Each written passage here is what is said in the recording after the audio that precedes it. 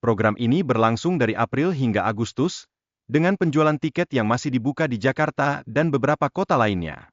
Penonton diharapkan aktif berpartisipasi dalam diskusi yang diadakan. Ferry Irwandi, sebagai tamu acara, membagikan pengalaman dan latar belakangnya yang kuat di bidang ekonomi dan pemerintahan, memberikan perspektif berharga dalam diskusi.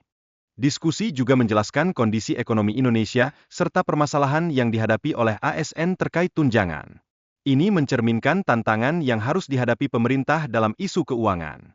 Dalam hal ini, kepemimpinan politik perlu dipandang dari sudut pandang rakyat, bukan hanya dari posisi pemimpin secara formal.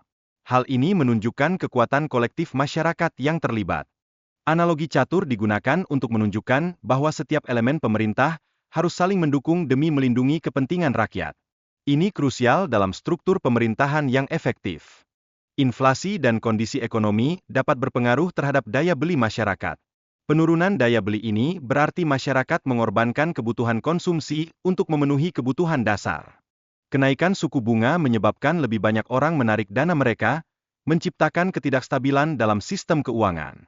Ini menyoroti dampak langsung dari kebijakan moneter terhadap kehidupan masyarakat.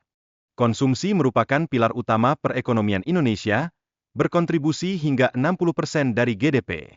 Ketika konsumsi menurun, maka seluruh fundamental ekonomi dapat terancam.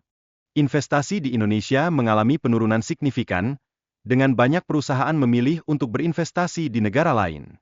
Ini menunjukkan perlunya reformasi dalam kebijakan yang menarik minat investor.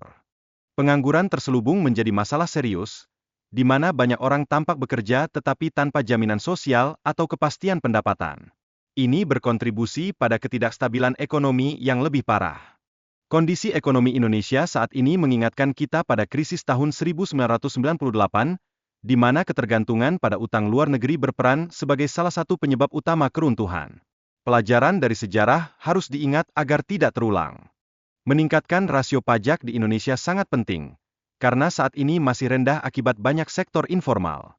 Pemerintah perlu mencari cara untuk memperluas basis pajak demi mendukung pembangunan. Masyarakat merasa terbebani dengan kebijakan PPN yang berlaku saat ini, di mana semua orang, termasuk yang tidak berpenghasilan, harus tetap membayar pajak ini. Ini menimbulkan ketidakpuasan di kalangan publik. Kritik terhadap pemerintah perlu diarahkan untuk mendorong perbaikan kebijakan pajak yang dianggap tidak adil. Pembentukan sistem pajak yang lebih adil sangat diperlukan untuk meningkatkan kepercayaan masyarakat. Transparansi dalam pengelolaan pajak dan penggunaan anggaran negara sangat penting agar masyarakat memahami alokasi pajak yang mereka bayar. Ini dapat meningkatkan partisipasi dan kesadaran publik.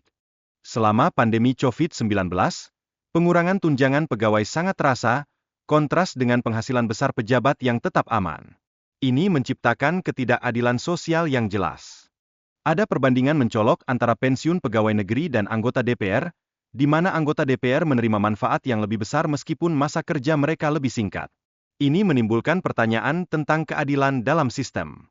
Krisis multidimensional yang dihadapi negara menunjukkan perlunya perubahan mendasar dalam kebijakan fiskal dan moneter. Dalam kondisi ini, pendekatan yang lebih terencana dan responsif sangat dibutuhkan. Dugaan mengenai mobil Lexus yang tidak terdaftar atas nama pejabat terkait mengindikasikan potensi penghindaran pajak. Ini menjadi perhatian publik yang mendambakan transparansi. Mentalitas masyarakat yang melihat penggunaan barang mewah oleh pejabat sebagai hal biasa mencerminkan kurangnya pendidikan finansial.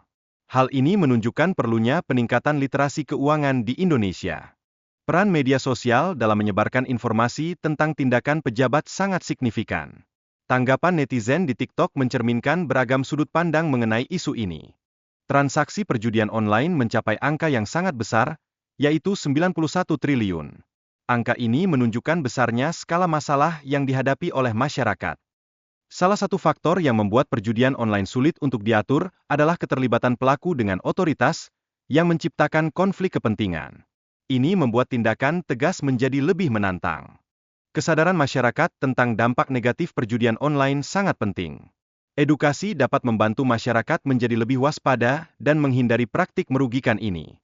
Dukungan masyarakat terhadap kebijakan subsidi bahan bakar Jokowi mencerminkan harapan akan perubahan positif di bidang ekonomi.